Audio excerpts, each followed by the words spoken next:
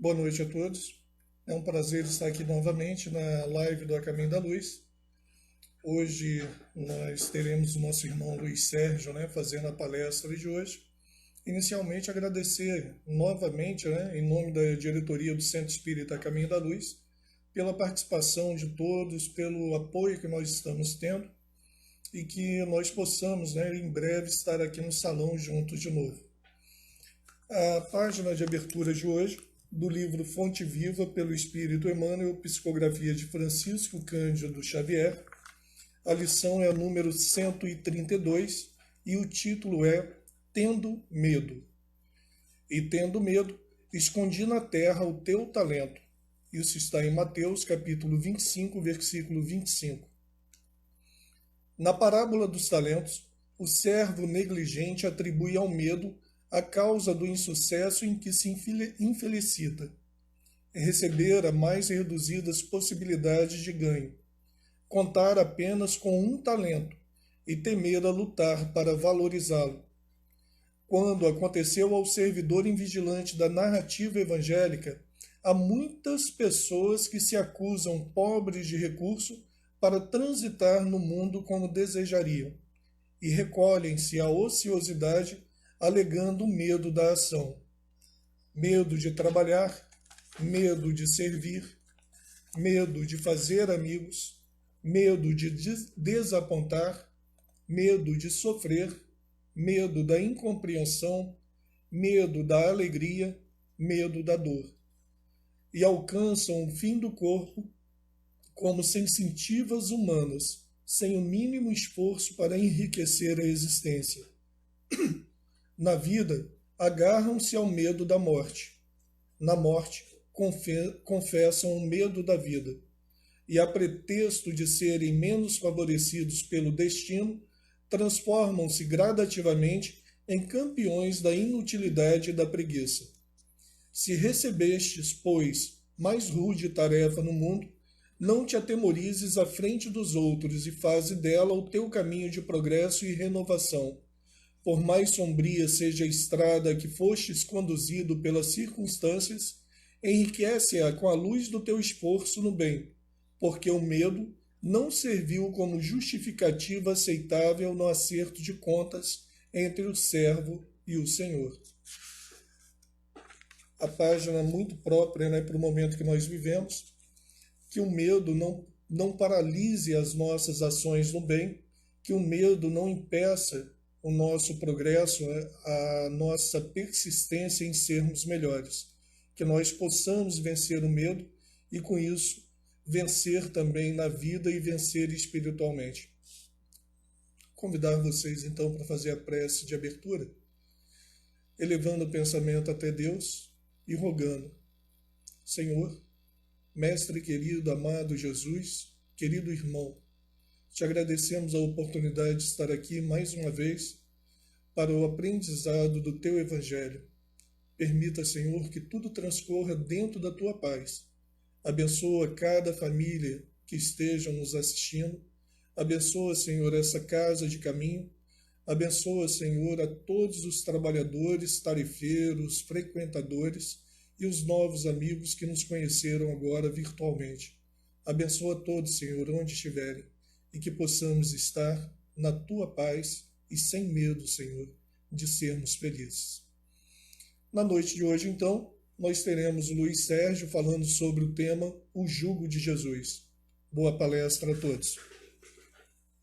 Muito boa noite a todos. Que a paz de nosso Senhor Jesus Cristo esteja em nossos corações, em nossa consciência. Sempre gosto de iniciar agradecendo a Casa Espírita por essa oportunidade na sexta-feira estar aqui reencontrando amigos como o Luiz e a Estela e conviver neste momento tão diferente que é o momento virtual. Estava conversando aqui com os amigos que, com certeza, depois dessa experiência, que vejo como muito produtiva, tudo será diferente. O convite da noite é para falar sobre o jugo de Jesus. Essa é uma passagem de Mateus, capítulo 11, versículos 28 a 30.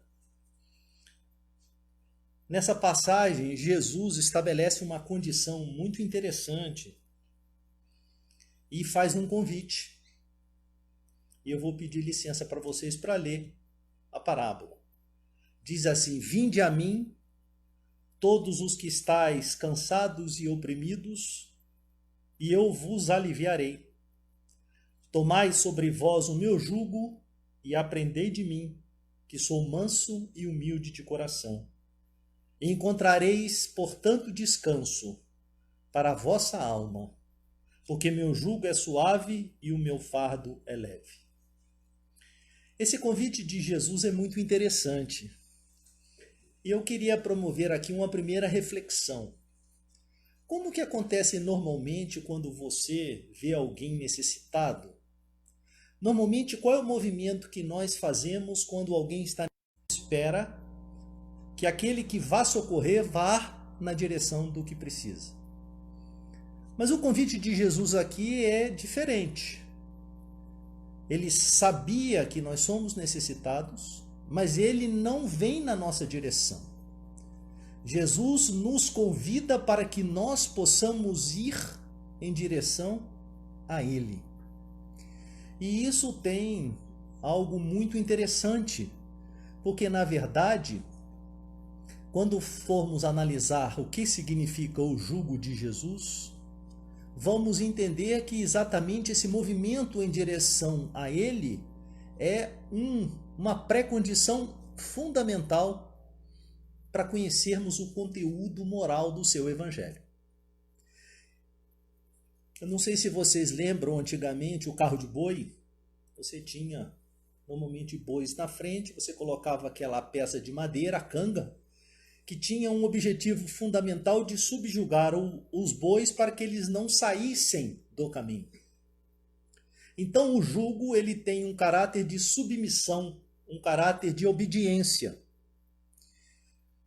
No caso de Jesus, que falava por parábolas, porque Jesus tinha o objetivo de tocar o coração das pessoas, então muitas das vezes Jesus não podia ir direto, falar diretamente numa linguagem, porque as pessoas daquela época não o compreenderiam, como até hoje muitas das vezes nós não o compreendemos.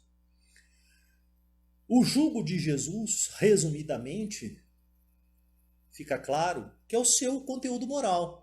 Então o jugo de Jesus é o seu evangelho. Não podemos esquecer que nós tivemos a primeira revelação, que é o Antigo Testamento, que é um livro de história. Mas na segunda revelação, que é o Novo Testamento, você vê Jesus trazendo diretamente a mensagem, vivenciando a mensagem do amor com um objetivo explícito de demonstrar, de ser referência, de ver, para que nós possamos vê-lo fazendo os milagres, fazendo os seus atos de caridade de uma forma que nunca antes foi vista. Então, quando Jesus diz, vinde a mim, Jesus está pedindo que você movimente a sua alma, que você saia da inércia, que você tenha coragem de sair da sua condição de conforto e caminhar em direção ao Cristo. Se você fizer isso, você terá a condição de começar a conhecer o seu evangelho. Mas há duas pré-condições fundamentais para que você possa conhecer o evangelho de Jesus. A primeira condição, e ela está relacionada a uma coisa que para nós é muito difícil, que é a humildade. A humildade, ela é uma pré-condição fundamental para conhecer o jugo de Jesus. Como Jesus disse, bem-aventurados os puros de coração. Como disse no Sermão do Monte, bem-aventurados os pobres de espírito. Então a humildade, a simplicidade, a pureza do coração é uma pré-condição fundamental para iniciar a vivência do jugo de Jesus. E o outro pré-requisito é muito simples para nós. É sermos caridosos e, na essência, a indulgência, a bondade e o perdão. Se nós já iniciamos hoje um caminho para sentirmos a caridade na sua essência, nós estamos caminhando para conhecer o jugo de Jesus. Mas eu gostaria de fazer uma consideração que eu acho muito importante. No encontro de Jesus com o doutor Daley, o doutor Daley faz uma pergunta para Jesus assim: como faço para obter a vida eterna? E Jesus disse: é fácil. O que está escrito no Antigo Testamento? E o doutor Daley diz: amarás o Senhor teu Deus de toda a força, de todo o seu entendimento, de toda a sua alma, e amarás o próximo como a ti mesmo. Quando o doutor Daley responde a Jesus, Jesus diz: muito bem, vai e o faças. E aí um grande desafio que nós temos: por que é tão difícil para a gente fazer o bem? Paulo dizia que o bem que eu preciso fazer eu não faço, mas o mal que eu não quero fazer eu faço. Porque na nossa condição ainda de encarnados, nós ainda temos muita dificuldade de entendermos os nossos sentimentos e as nossas emoções. E eu queria propor uma pequena diferença conceitual. O amor proposto pelo Cristo é um amor vinculado ao sentimento e não à emoção. Os estudiosos da neurociência, que estudam o cérebro humano, já estabeleceram que a emoção é um programa de reação automática do organismo. O medo, a ira, são uma ação que surge do nosso semiconsciente ou do nosso inconsciente. E o sentimento? O sentimento é quando eu percebo que essa emoção, que a ira, o ódio, provoca em mim um desequilíbrio, provoca em mim um afastamento de Deus. Então, o amor proposto pelo Cristo é um amor no campo do sentimento. Eu preciso verdadeiramente reconhecer as minhas emoções. Eu preciso reconhecer aquelas emoções que estão me desequilibrando e eu preciso perceber que eu preciso mudar para ser feliz. Então, o convite do Cristo, quando ele fala do jugo, e ele diz aqui que o meu jugo é leve, porque aquele que se predispõe a vivenciar o seu sentimento, aquele que se predispõe a verdadeiramente reconhecer os seus erros, aquele que se predispõe verdadeiramente a se modificar, a mudar, está dando um passo significativo para conhecer o jugo de Jesus. Vale destacar que amar não é fácil. Porque, na verdade, amar pressupõe uma mudança total da nossa forma de agir e de pensar. Porque estamos ainda vinculados ao amor condicional. Se alguém me ama, eu amo essa pessoa. Se alguém é gentil comigo, eu sou gentil com essa pessoa. Mas a proposta de Jesus, e quando ele veio, ele exatamente quebrou a lei de Talião. Porque ele nos ensinou a trabalhar o sentimento para que nós não revidássemos. Que nós, por exemplo, perdoássemos 70 vezes 7. É uma mudança de postura muito significativa. Porque o perdão, ele pode ser uma bebida amarga no início, mas ele é doce ao longo do tempo. E o ódio pode ser uma bebida doce, mas ao longo do tempo torna-se amarga. Porque, na verdade, quando a proposta de Jesus era perdoar, ele sabia e queria nos ensinar que quando você não perdoa, o maior sofrimento é seu. Porque aquele que te ofendeu estará com certeza se redimindo perante as leis divinas e será necessário o acerto perante as leis divinas. Mas o não perdão, por exemplo, irá te corroer por dentro. Então eu queria voltar aqui lembrando, se ficou claro que o jugo de Jesus é o conteúdo moral do seu evangelho, o Novo Testamento tem na essência o conteúdo moral de Jesus. Para aqueles que não querem ler o Evangelho, não se esqueçam que Deus colocou o Evangelho na sua consciência. As leis divinas estão. Não esqueça que você tem um potencial divino. Não esqueça que você foi criado imagem e semelhança de Deus. Se nesse momento você passa por uma dificuldade que seja, não se esqueça que Jesus está lhe fazendo o convite agora para você ir em direção a Ele. E Ele então estabelece que se você quiser aprender dele, se você quiser vivenciar o que Ele vivenciou, você terá descanso para a sua alma. Porque o meu jugo é suave e meu fardo é leve. As religiões, ainda de uma maneira geral, estão muito circunscritas ao livro propriamente dito, ao Novo Testamento e ao Antigo Testamento.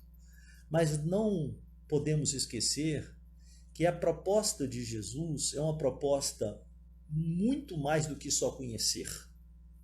Porque o conhecimento como tomada de informação não levou a humanidade a um progresso significativo com relação à sua condição moral. Porque o próprio Espírito de Verdade diz: amai-vos e instruí-vos. Ele não disse instruí-vos e amai-vos. O convite primeiro é amor. Se nós temos a capacidade de sentir o amor de Jesus, de ter a vontade de começar a reconhecer essas emoções que eu disse há pouco, como raiva e ira, que estão nos desequilibrando, e temos um movimento no sentido de querer mudar isso, nós estamos dando um passo significativo para começar a entender o amor incondicional de Jesus. Muitas pessoas às vezes me encontram e falam assim: Luiz, mas é possível viver o amor incondicional de Jesus? Não. Mas não podemos esquecer que nós temos um potencial. Eu sempre gosto de dizer assim, muitas pessoas na doutrina falam em expiação. Porque esse é um planeta de provas e expiação, e o é. Mas não podemos esquecer que expiar é, na verdade, extrair a pureza. Na verdade, o que nós precisamos no nosso trabalho de evolução espiritual é desbastar. É tirar aquilo que nos afeta, é tirar aquilo que nos afasta do Evangelho de Jesus.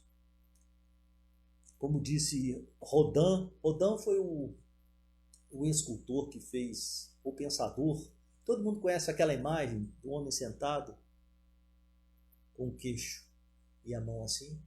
E perguntaram para ele: como é possível você fazer algo tão bonito saindo-se de uma pedra, de um monolítico? E ele disse: eu não fiz muito pouco, porque a obra de arte já estava lá dentro. Você é a obra de arte. Disse Jesus: vós sois deuses. Jesus encontra com Hanã no templo de Jerusalém.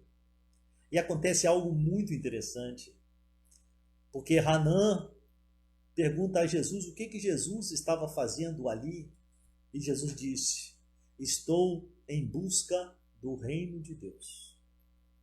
E Hanã então pergunta: aqui, olha o reino de Deus aqui, e aponta para a igreja da época. E Jesus disse: Hanã,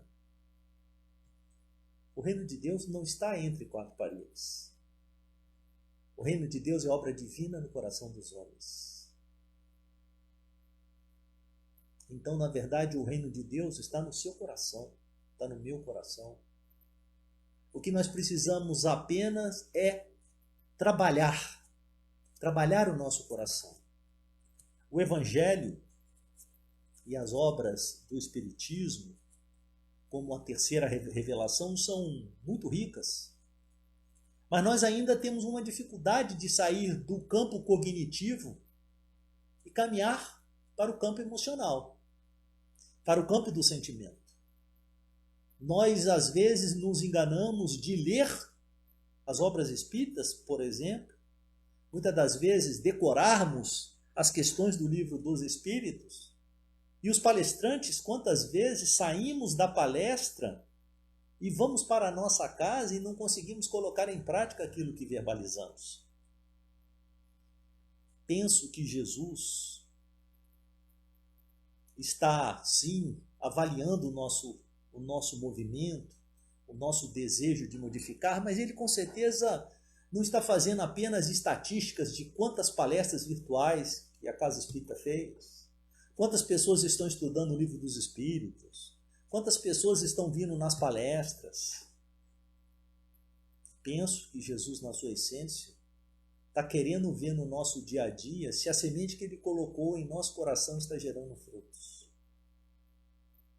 Se nós já temos essa capacidade de sair da comunidade, da nossa comodidade, como disse o nosso irmão Luiz, sair desse paradigma de palestra só física e começarmos a entender que o mundo está mudando e nós precisamos mudar com o mundo. Nós precisamos fazer esse movimento de adaptação. Não podemos esquecer que o mundo regenerado já inicia-se hoje no seu processo de transição, por exemplo, com a pandemia. A pandemia não tem um caráter só de provas e expiações. A pandemia já tem um caráter regenerador. Daqueles que estão vendo uma luz em todo esse processo que estamos passando. Se nós já estamos conseguindo enxergar na pandemia uma oportunidade de mudança.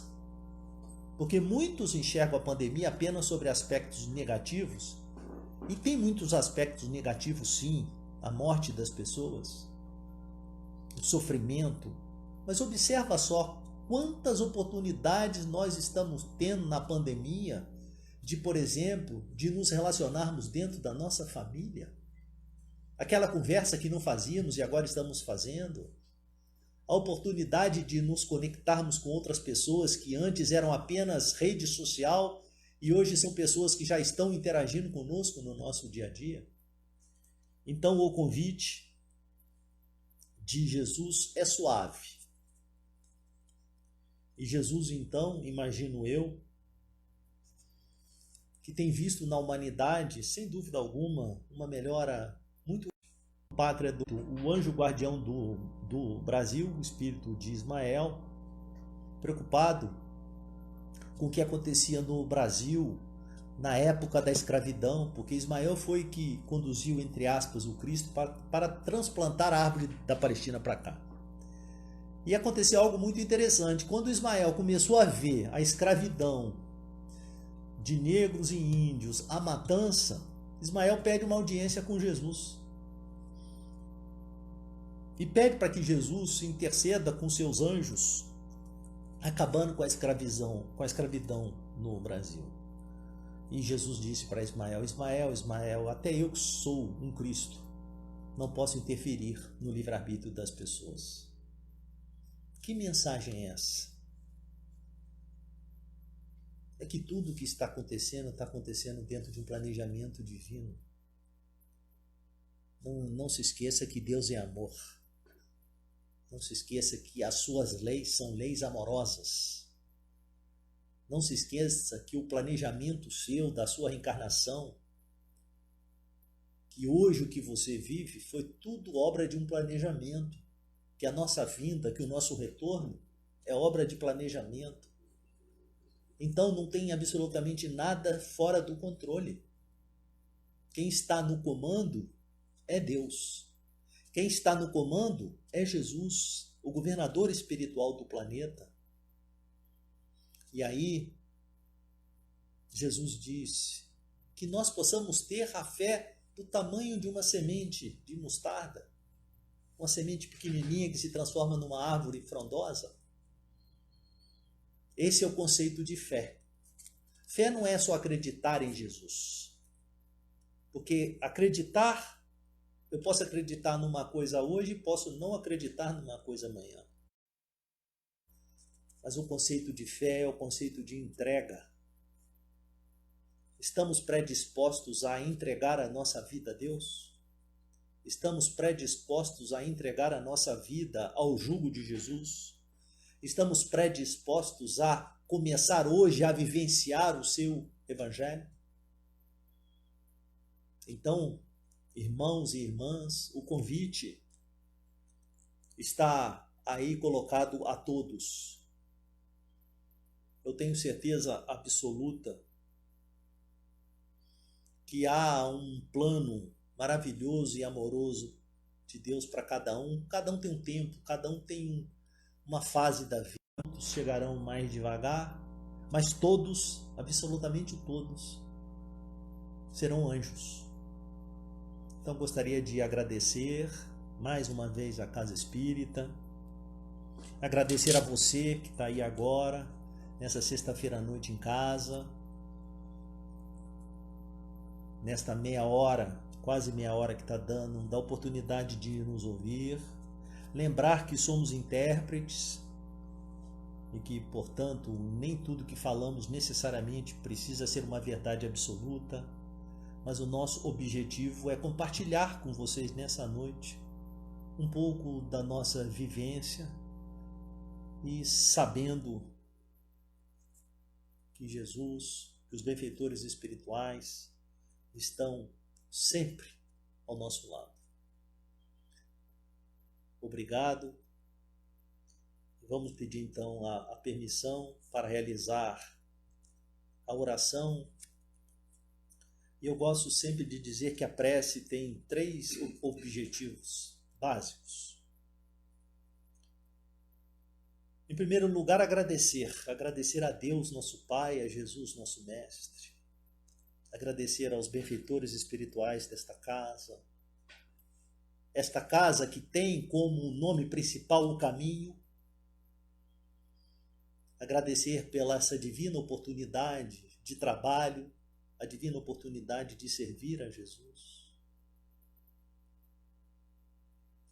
Outro objetivo da prece, com certeza, é reconhecer Deus como o Criador de todas as coisas e adorar a Deus, não no sentido religioso, mas colocar a nossa vida nas mãos daquele que nos criou. E pedir. Porque pedir também é uma condição importante da oração. E nesse momento nós queremos pedir por todos aqueles que estão nos hospitais, por todos aqueles que estão nas penitenciárias, nas ruas. Pedir por todos os que sofrem, mas principalmente, Pai, pedir pelos perseguidores, pelos que estão deixando pessoas doentes, pedir por aqueles que ainda não entenderam ou não perceberam o jugo de Jesus. Que neste momento a sua paz, que neste momento a sua luz, para todo sempre. Que assim seja. Graças a Deus. Graças a Jesus.